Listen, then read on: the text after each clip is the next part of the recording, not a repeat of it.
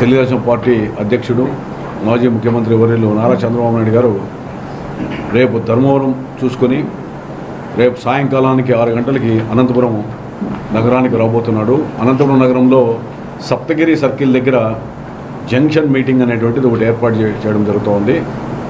మరి ఈ కార్యక్రమంలో పెద్ద ఎత్తున ప్రజలు పాల్గొనాల్సిన బాధ్యత కూడా ఉంది.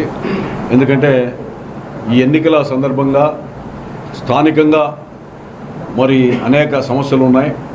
అపరిష్కృతంగా ఉన్నటువంటి సమస్యలతో పాటు జగన్మోహన్ రెడ్డి ప్రజా వ్యతిరేక విధానాలని ఎండగట్టడానికి, అదేవిధంగా రేపు రాబోయే ఎన్నికల్లో తెలుగుదేశం పార్టీ అధికారంలోకి రావడానికి దోహదపడే రీతిలో ఉంటుంది. కాబట్టి ప్రజలందరూ కూడా అన్ని వర్గాలు ప్రజలు అక్కడ పార్టిసిపేట్ చేయాలా, పెద్ద ఎత్తున పాల్గొనాలా. కూడా చంద్రబాబు నాయుడు గారి యొక్క సభకు రావాల్సిందిగా అభ్యర్థిస్తున్నాను.